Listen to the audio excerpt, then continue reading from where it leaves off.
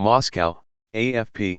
North Korean leader Kim Jong-un arrived in Russia Tuesday ahead of a meeting with President Vladimir Putin that the United States has warned could see an arms deal to support Moscow's assault on Ukraine.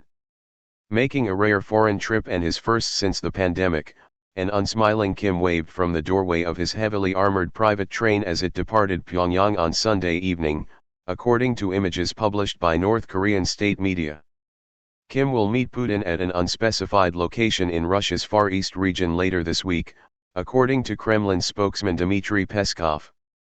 Putin is currently attending the Eastern Economic Forum in Vladivostok, the Far East city closest to the North Korean border, though there has been no indication that the internationally isolated pair would hold their talks there. Experts say Moscow will likely seek artillery shells and anti-tank missiles from North Korea, which wants advanced satellite and nuclear-powered submarine technology in return. The White House warned last week that North Korea would pay a price if it supplies Russia with weaponry for the conflict in Ukraine.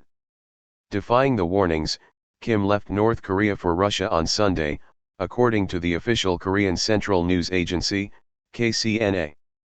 He was accompanied by top North Korean military officials, including officials in charge of weapons production and space technology, it added. Peskov said the two leaders would cooperate on sensitive areas that should not be the subject of public disclosure and announcements. KCNA images showed Kim's being given a warm send-off complete with red carpet and honor guard at Pyongyang Station at around 18h38, 9:38 GMT. On Tuesday, Russian state news agency RIA Novosti said Kim had crossed the border, with images showing the train with dark green carriages being pulled along a track by a Russian Railways locomotive. Kim is traveling to Russia with his top military officials including Korean People's Army Marshal Pak Jong-chon and Munitions Industry Department Director Jo Chun-ryong, analysts said.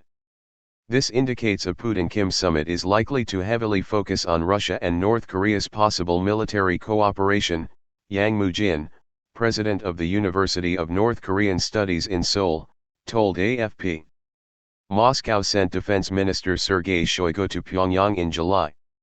He has recently moved bilateral joint naval drills.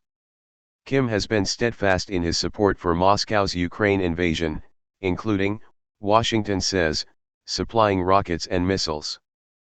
But both Moscow and Pyongyang have denied North Korea has or will supply arms to Russia, which has eaten into its vast stockpiles of munitions fighting since it launched its assault on Ukraine early last year. Kim has not traveled outside North Korea since the start of the coronavirus pandemic. His last proper overseas trip was in 2019, also to Russia to meet Putin.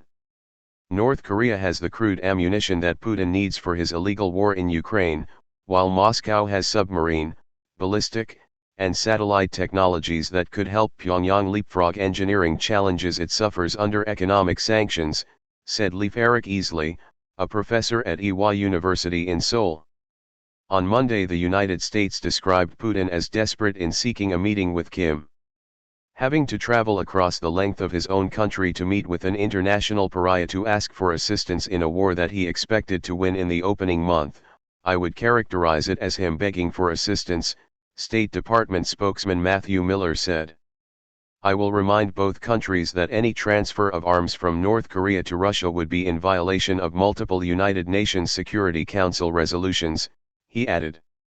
Washington has said Russia could use weapons from North Korea to attack Ukrainian food supplies and heating infrastructure heading into winter to try to conquer territory that belongs to another sovereign nation.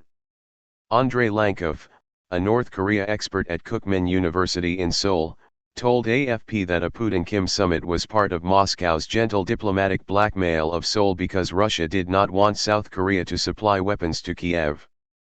Seoul is a major arms exporter and has sold tanks to Kiev's ally Poland, but long-standing domestic policy bars it from selling weapons into active conflicts.